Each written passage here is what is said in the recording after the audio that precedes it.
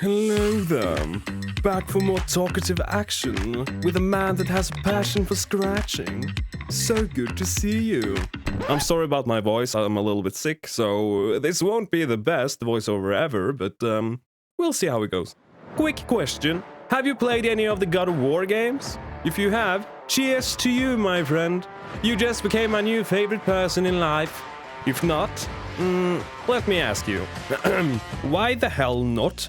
If you haven't, then you better sit down, strap yourself into your couch cushion, and listen up. The God of War games are some of the most fun games out there. There's a lot of action and story to be had, and if you feel a little brutal and want to rip some heads off, on you go! I promise you, you'll have a blast. Okay, to be fair, it all comes to each individual's tastes and comforts, obviously. And I know there are some people in this world that don't like God of War, and to that I have to say, why the fuck not? How don't you like God of War? I guess I respect it, kind of, but I will never understand it. Anyway, if you like hack and slash games, then these are perfect for you. If you like these kinds of games, but don't necessarily like the style of the Devil May Cry series or the two Castlevania games, then these games are indeed for you. If you don't like hack and slash games at all, I get that. It's not for everybody. Well, then I have to say that these games are definitely for you. These newest God of War games, by the way, are so amazing. The God of War games set in Norse mythology are perhaps some of the best games out there on the market. With their rich gameplay, interesting character designs, and attention to size and scale, you can really get lost into the story and world of the respective mythology that they are portraying. And of course, finally, we have a mainstream pop culture media that does more justice to Norse gods, more than the Marvel Cinematic Universe and such. And to be honest, they don't really portray that well, and it was never intended to. So therefore I feel like it's really sad that the people don't really know the proper Norse mythology, because everything they know is through the Marvel Cinematic Universe. It's fun and all, but it's not what I'm craving personally. I want Thor to be this hulking figure that can literally drink half an ocean and not counting carbs and always have to be forced to shoot tiresome topless scenes where the girls swoon because of his godly alien nether's girth or whatever. I would love to see this version of Thor fight the Hulk, by the way. It would be incredible. The PlayStation 2 games let you murder your way through all of Greece and all the nasty bastards that fill the pantheon of Greek mythology.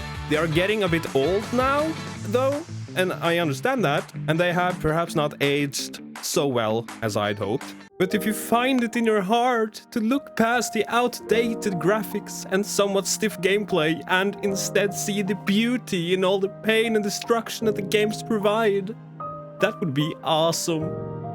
Because as a child, I remember being bullied at school, like a lot, obviously, so I would be building up all the stress and negative feelings and such. So something that helped me was that I used to play violent video games in order to get my stress out of my body.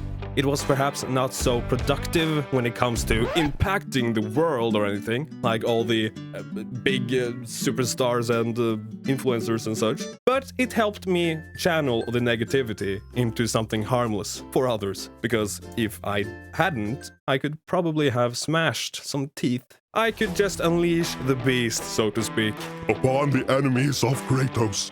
So if you don't want to do the same stress exercise as moi, then we have the two newest God of War games set in Norse mythology, where the lore, the storytelling, and the combat system is peaking at its highest for the entire game series. In the Norse era of the franchise, Kratos has started over, somewhere in Norway, with a fresh new beard and a tempered mind that doesn't want to make him kill every single NPC that walks by, at least not all the time. Don't even get me started on the cool factor that Kratos has. A dad so mysterious and harsh, but also so loving and brutally non-stoppable when it comes to saving his child. So inspiring. Dad material right there, I just gotta tell you. You know, there's a reason why people call it Dad of Boy, after all. So yes, he has a son now. That's something he got from doing some button-pressing minigames together with his wife. She's dead, though. So, no more babies for dear Kratos, I'm afraid. But he doesn't need more babies, since he has trouble enough connecting to this demigod youngling that for obnoxious reasons spam the whatever button.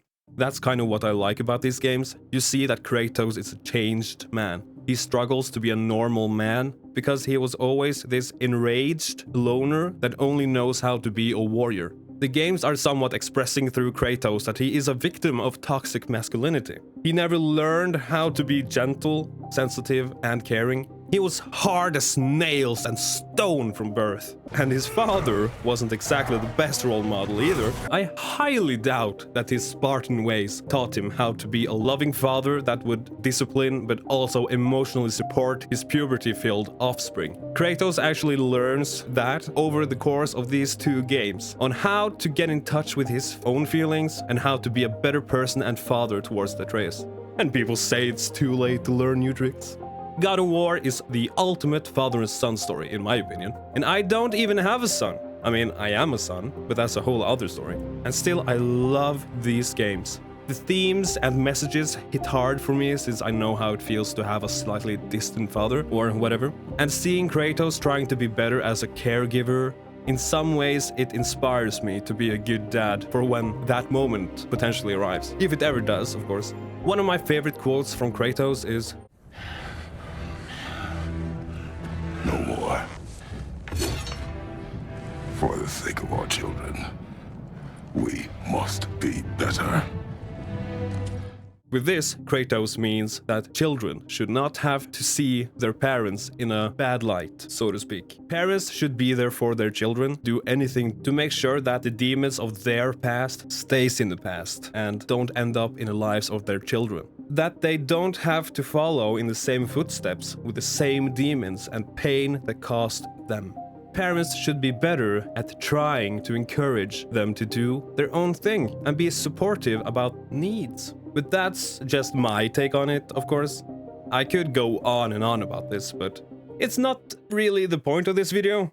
Enough parenthood for today. But of course, please comment if you want me to make a deep dive or stuff about parenthood and themes or such related to God of War sometime.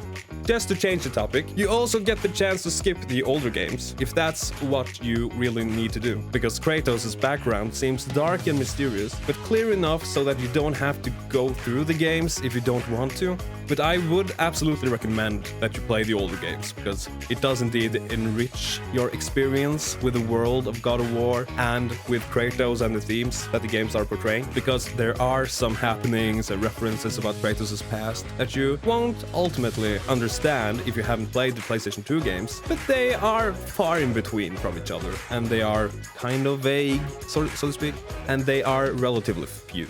The Norse mythology games does indeed work as a soft reboot after all, and it's quite a good place to begin the journey of a more reformed and tempered Kratos, if you just want to jump right on ahead. But if you are a fan of the old games, it works so well as a continuation nonetheless, because it's all still relatively relevant, you know? I just can't express enough how much I love these two games. They came to me in a time when I thought that video games was going under, since I only found what I consider to be lame online games and lackluster AAA titles. But thank God for Santa Monica Studios. Oh my God, you are my saviors. Do I sound a little bit too biased here? If that's the case, I'm really sorry. I just, oh my God, I love these games. Anyway, so what are you waiting for? Do it! Play them! And then come back here and write something nice about them, or God forbid something negative, because I would not handle that very well. That is, if you dare to show yourself with a lack of dignity left in your body. Because, you know, once I'm done Spartan kicking you in the face, I can't promise you that your presence will still be intact. I really hope you understood that was a joke, because I don't really need any more restraining orders towards people. So yes, that's everything from me today, because God of War. Go and play them if you want to. I mean, you probably should.